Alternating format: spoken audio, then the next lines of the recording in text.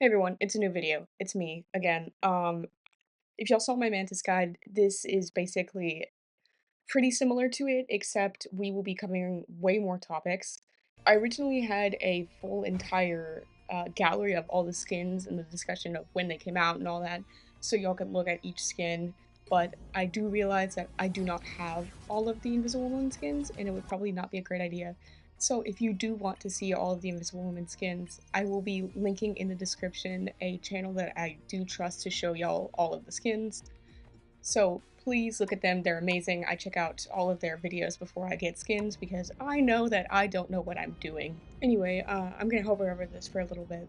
Invisible Woman, as the game stars her, is a 4-star character. Do I agree with this? No, I think if they had half stars, I would say 2.5, but I would round it up to 3. So, the context to this guide and to the collection of guides is that I'm trying to do a challenge to lord every single character in the game. So far, I have 8 supports down, starting with Mantis, then Invisible Woman, Cloak and Dagger, Adam Warlock, Gambit, Jeff the Land, no, White Fox, Jeff the Landshark, then Luna Snow, and then after that, it should be Rocket or Deadpool next. But that's the guide order, by the way. So after this, that's how many guides I have coming up. We're going to first be talking about Invisible Woman's primary fire or projection. The distance is 35 meters. She reloads at 10. The damage on first impact is 30. The return is 14. The healing on first impact is 45, and the return is 35. On controller, this is right trigger, and on keyboard, this is right click.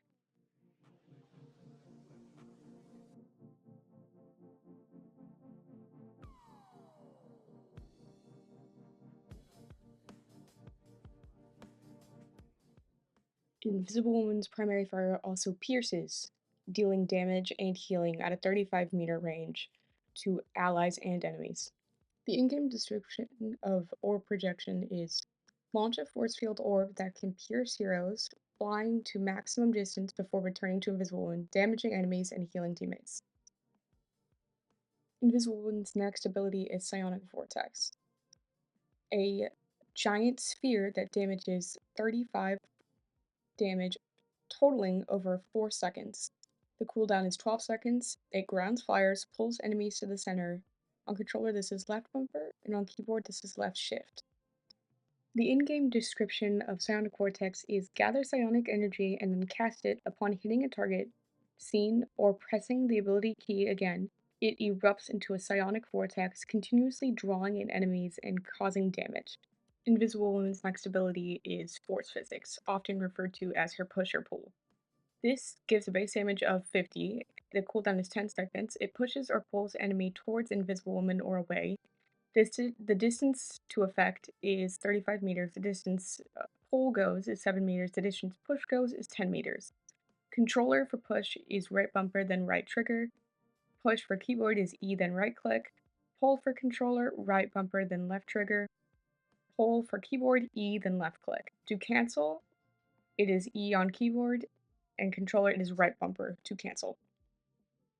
The in-game description of Force Physics is manipulate psionic energy to push or pull enemies in front of her. The next ability we're going to be talking about is Invisible Woman's Melee, also known as Agile Strike. The damage of the first 2 hits is 30, the damage of the third is 50. The third hit pushes enemies away on a 4 to 5 meter radius. Controller, this is R3, and on keyboard, this is V.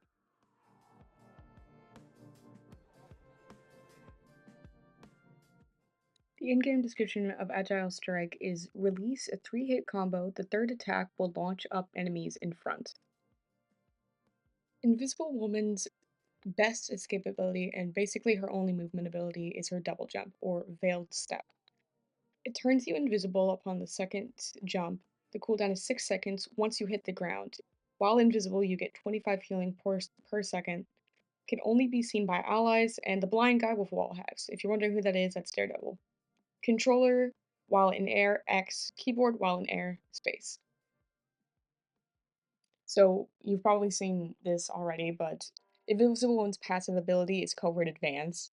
It's basically just if you don't interact in the fight for 7 seconds, you go invisible, offering 25 healing per second, if I'm not mistaken. Invisible Woman's next ability is Guardian Shield. This shield applies a 30% slow to enemies in the radius. It has 200 health, depending on if you're using a certain team up. Cooldown is 34 healing per second, total time 12 seconds. So it heals over time, depending on how much damage was taken. The healing to allies is 50 healing per second. The healing to self is 15 healing per second. The distance to heal is 3 meters. Self for controller, to put it on yourself, is circle. Self for keyboard is F. Allies for controller is left trigger. Allies for keyboard is left click. Recalling the shield is the same button to use the shield.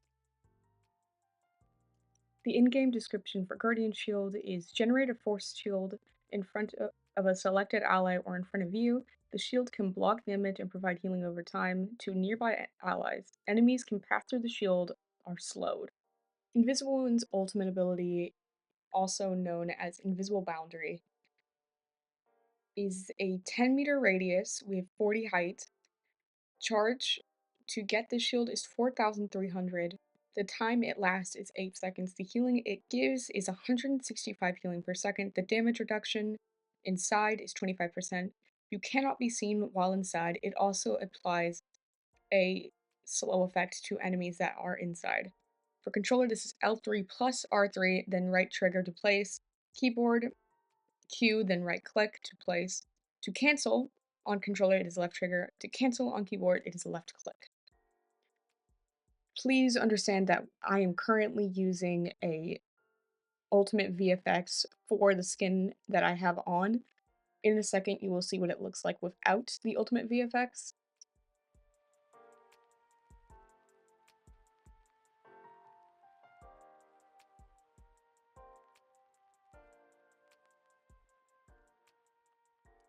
Invisible One's first team up that they're going to be talking about is her team up United Siblings with Torch.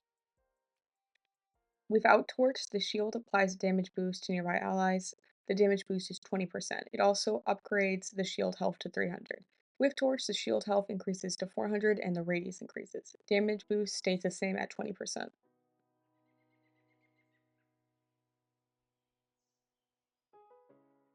Invisible One's other team up, First Family, with Mr. Fantastic.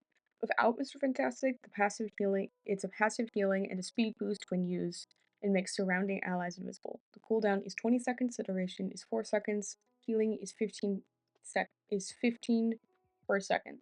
Controller, this is triangle, on keyboard this is C. With Mr. Fantastic, it's enhanced healing speed and longer duration. Cooldown 20 seconds still.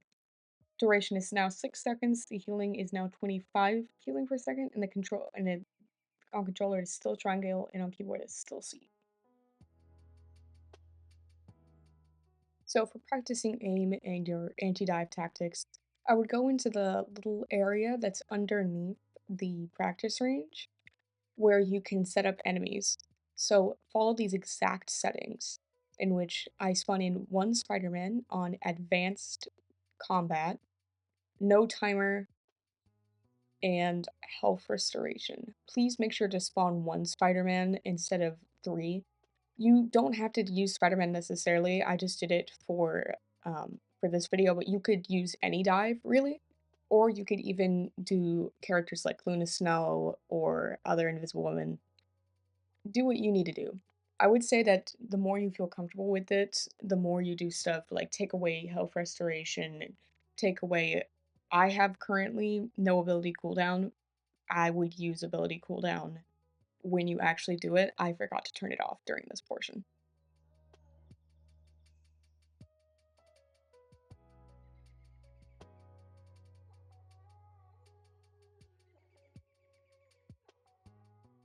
Here I'm just showing you my stats. I know that the win rate doesn't look good, but I do want to say something, which is I swap to Invisible Woman when stuff gets bad because I feel comfortable on her, which usually is already a losing game, so it's me trying to swap to try to remedy it, and sometimes it works, most of the time it doesn't. So, yes, when it says a low win rate, it's not because I'm bad at the character, it's because I didn't start off on her when I should've. Now I'm gonna actually show y'all some gameplay. So I did 4 games in total, 1 with each of the team ups, and then 1 was quick match and 1 was 18 versus 18 just to show y'all how to gain proficiency quickly. Spoiler alert, just used 18 versus 18. It's an insane way for characters like this to get a crap ton of proficiency. In this first game, I chose to use the Mr. Fantastic team up for this game because we had a Mr. Fantastic. Do I recommend it? No, I think the other team up is just miles better, even if it's not upgraded and the other one is, just use the torch team up. It's just so much better. Jumping forward here, you can kind of see me do some dumb stuff for a little bit. I'm not gonna lie, I have been playing so much DPS recently that my brain hasn't caught up to getting back to support. Um, I kind of had a hiatus for support. I was so tired of it because I have like about 8 lords and I almost have 10 at the moment. So I was very tired of it and I was trying to play something else. So I've been playing a lot of Hela and Phoenix and Magic and all that. So yes, there are some points that I'm not proud of where it's just me DPSing and I wish I could tell you that this was a strategy. It's not. It's just me and my brain lagging from so much DPS.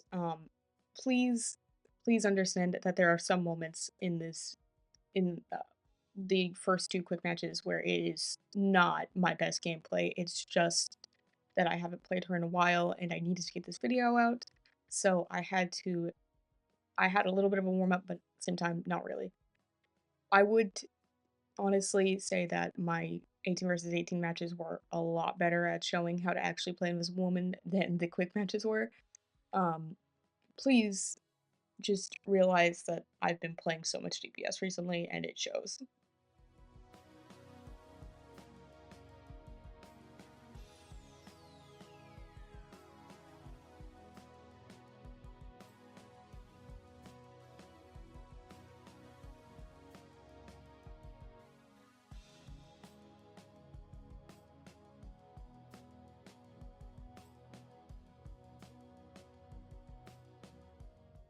So the way I repeatedly use the Mr. Fantastic team up in both videos is a way of not actually turning invisible, but just using the passive healing that it gives so that you can actually do DPS stuff while being healed over time and having the people around you get healed over time.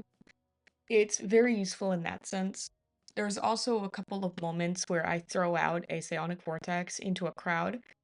Even though I do understand that it's giving the other supports a little bit of ultimate charge, it's giving me more because it's being thrown into a crowd. I would say that 100% do this at the start of a match because they're way more likely to just back up into their spawn room instead of getting healed by the supports. So in the next video, you'll see it. I throw a psionic vortex into the spawn room of the other team at the very start of the match. I always recommend doing this if you can do it from a safe position. There are a lot of matches where you just can't, and there's a good chance you'll die for it, so make sure that you are doing it on certain maps that have a clear view of the other team's spawn room, and then make sure that you either have a shield in front of you so that if they do come out instantly and see you, that you have something to block you from getting hit instantly.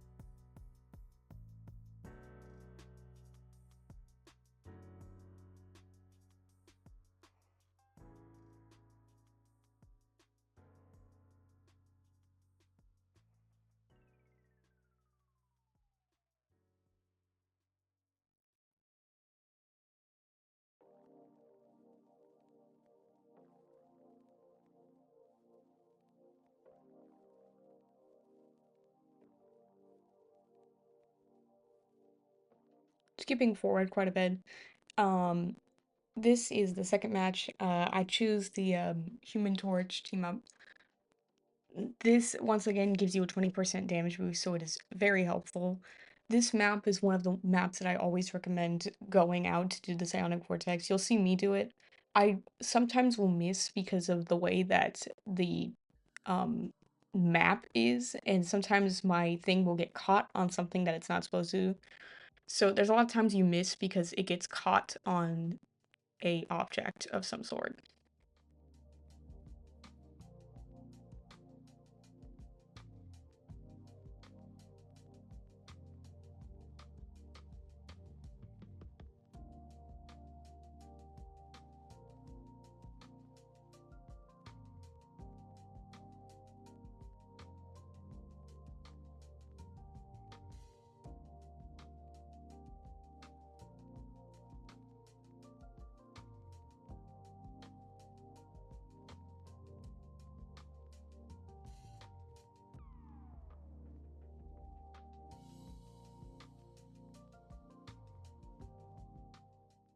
Because of the fact that Invisible Woman's primary fire pierces, I always recommend staying further back. Even though I'm aware that she can frontline, I would say that you get way more ult charge by playing further back than your tanks and possibly even behind your other support. Obviously, I wouldn't say always because of if they have heavy dive, I would always say stick next to your other support because y'all can patty cake, which if you didn't know what patty cake is, it's basically healing each other continuously, so just primary firing at each other to keep dive away. Um, I would always say if you're playing Invis, just put a psionic vortex on the ground, and then if you need to reload, put a shield on the other teammate, and then while they're reloading, usually they'll use another ability. So if it's cloak and dagger, they'll throw a bubble out or something like that. I wouldn't go full deep. Never basically go full DPS mode if you're being dove and your other support is alive, because there is a good chance that if you do that, they're just not gonna turn around to help you. And depending on what rank you are, there's a good chance that the other support doesn't know how to patty cake, which is fine. Invisible Woman is great with patty caking herself because she has a shield, a double jump to turn invisible, and a passive ability to go invisible. So I would not be too worried. If you're getting heavy dove though, I would turn off the Human Torch team up and use the Mr. Fantastic team up instead because it gives you healing over time while you're in combat. So that might be better. It also gives healing over time to your other support while in combat.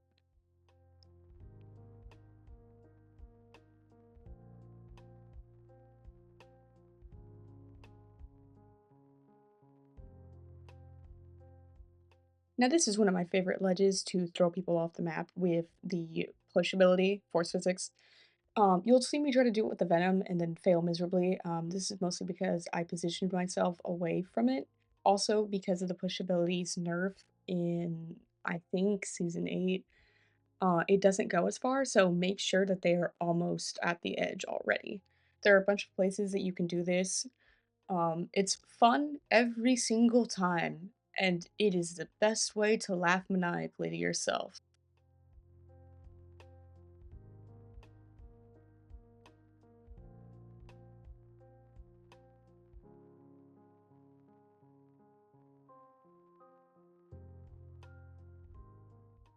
I used my ultimate ability here to try to save me and the Star-Lord to see if we could get any damage done.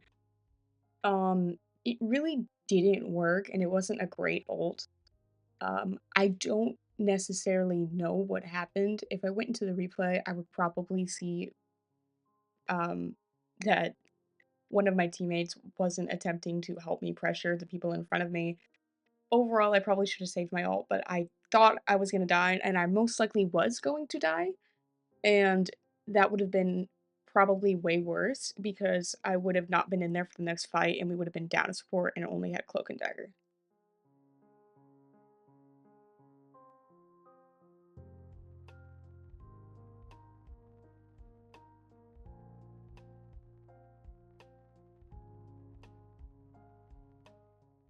So as a support, the most important thing is that you have the most amount of uptime, and the most amount of uptime basically means that you're using your abilities as efficiently as possible and only using cooldowns when they are actually required.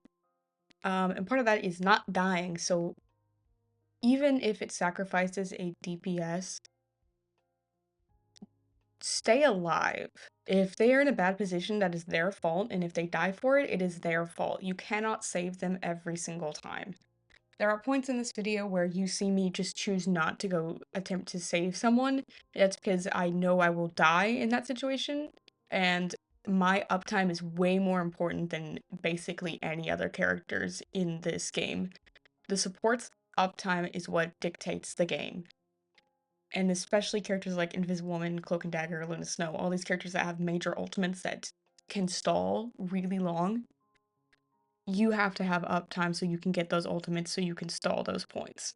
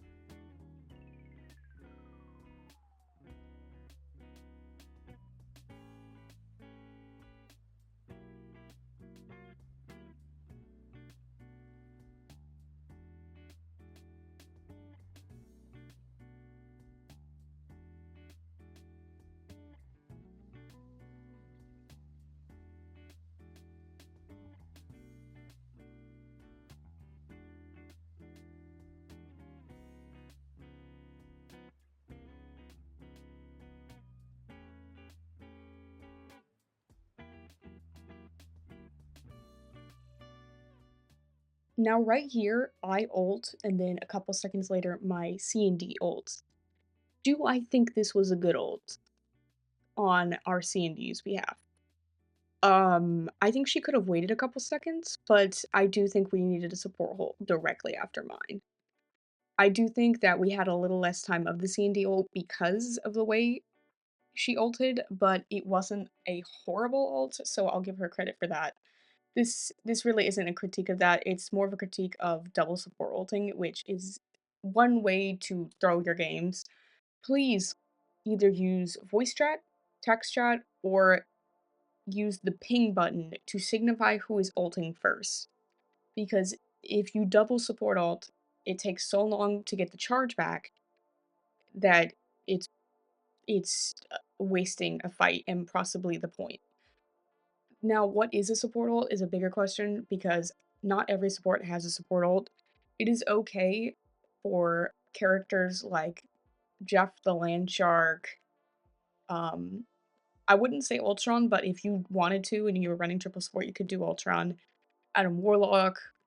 Um, all these characters don't necessarily have support ults. They're not sustain ultimate abilities.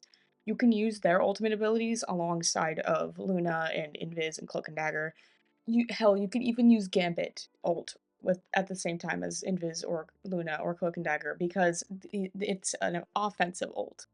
They're not sustain. It barely gives any healing, which is a whole nother conversation for the Gambit guide. Now, I've already switched to 18 versus 18. I'm not going to be talking much during the 18 versus 18, if at all. Really, all you need to know is that throw out your Psionic Vortex into as many crowds as possible. It doesn't really matter about giving the other supports ult charge. You're just trying to look to get ult charge for yourself, and sometimes you even get picks from it because of how low some people will get. This game mode is not about winning pretty much ever. It doesn't matter if you win this game mode, you are doing it to try to get ult charge, basically. Not ult charge, but proficiency charge. And you'll see at the end of the at the end of the video and at the end of the game how much ult charge I get. It's not ult. Proficiency. How much you get. Use your ult. Um, really, when you hear a DPS ultimate or when everyone's low, don't just throw it out because it, even though it will do a lot, it won't do as much as if you use it strategically. You get it pretty fast. You can get about 1 to 2 every game on Invis. If you're playing other characters, you could get it 3 times, 3 to 4 actually, but for Invis specifically, it's about 1 to 2. I'm not going to be talking a lot. I do recommend for 18 versus 18 using the Mr. Fantastic team up because it allows a radius of passive healing, which gives you even more charge for proficiency. So, that's basically all I've got to say. I'm going to play the next 2 games, and you're welcome to watch, or you can skip over to the trivia in a little bit.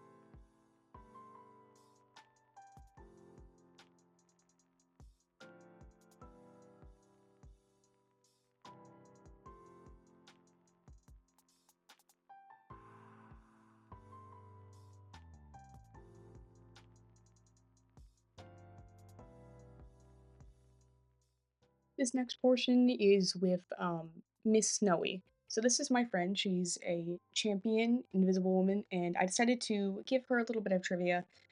Um, I want to do this for more videos, but of course I don't know a champion Adam, and I don't know a champion Mantis. I don't know a champion of a lot of characters. So this will be player by player basis. If I can find the people that are champion on these characters, I will.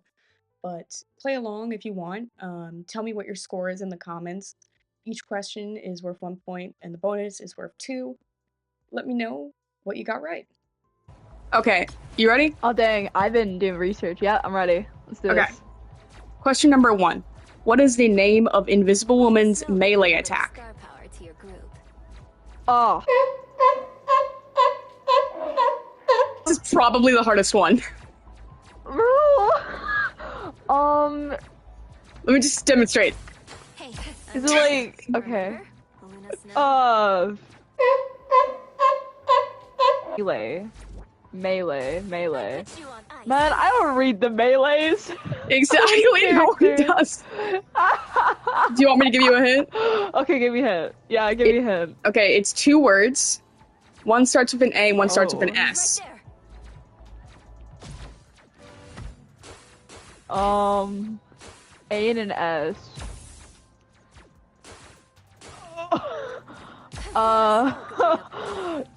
I'm trying to think of something like, it would be,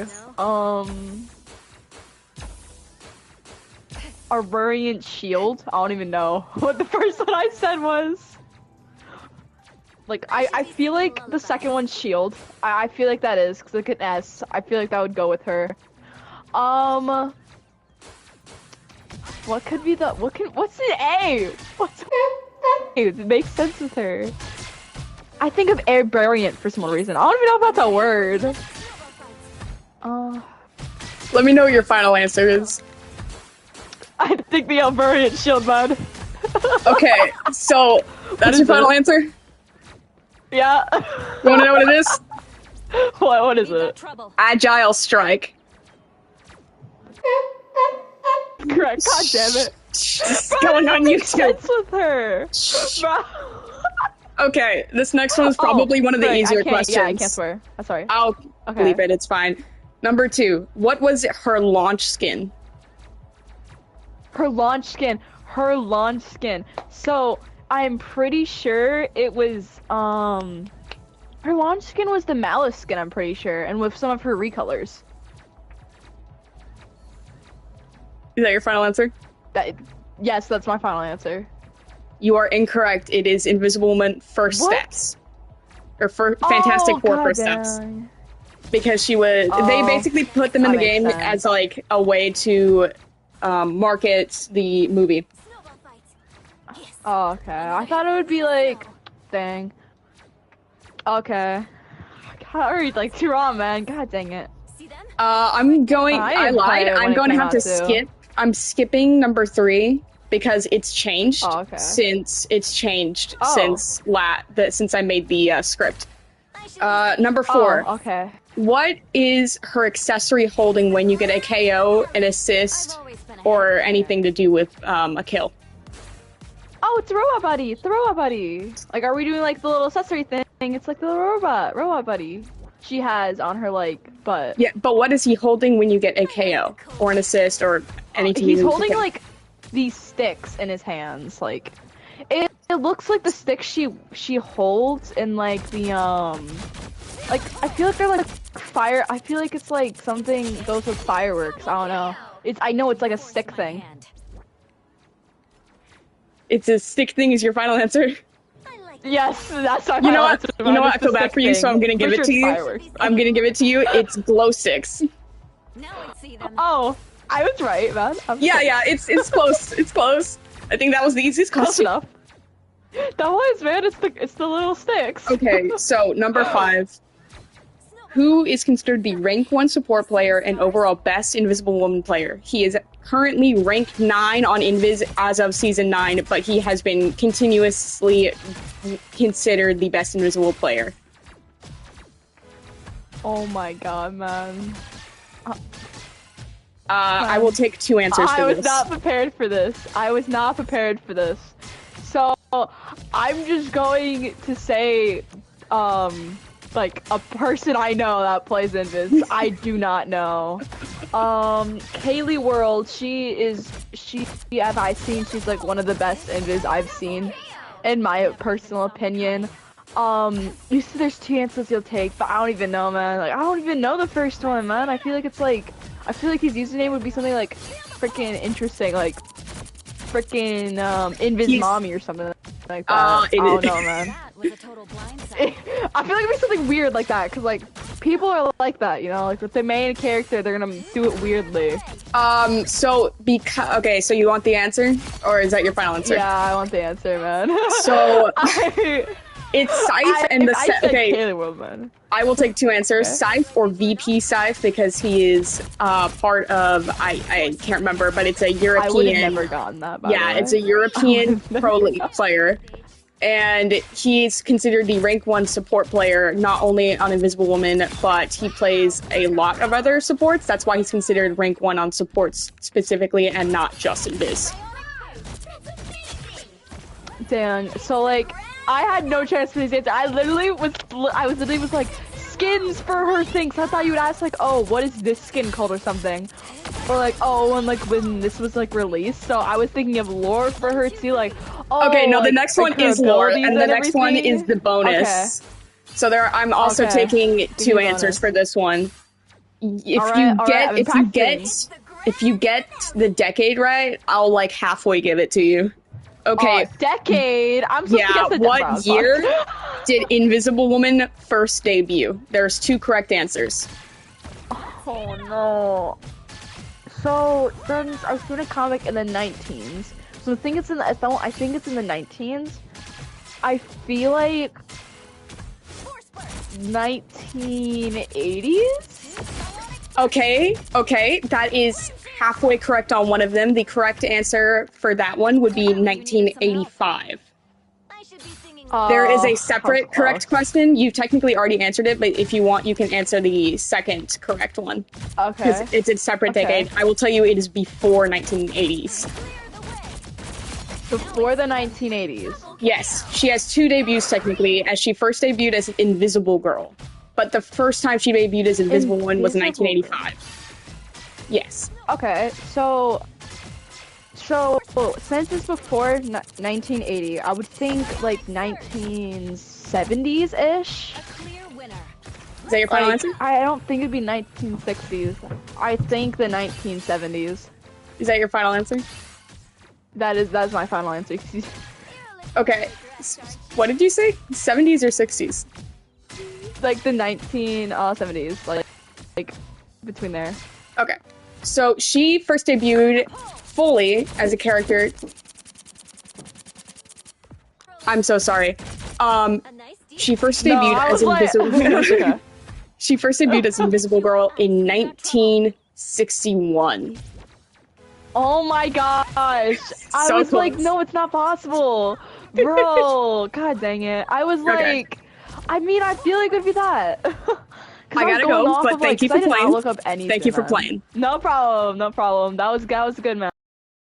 Thank y'all for watching. This has been a pleasure to make.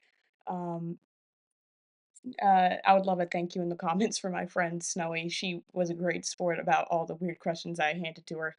Um, so the next video should be Cloak and Dagger, and after that it should be Adam Warlock. It's been a pleasure making this video, but it took a really long time, so I'd really appreciate if y'all could, at the very least, give me a like and maybe subscribe if you feel like you want to watch another one. All up to you, of course. But thank y'all so much for watching. Have an amazing day.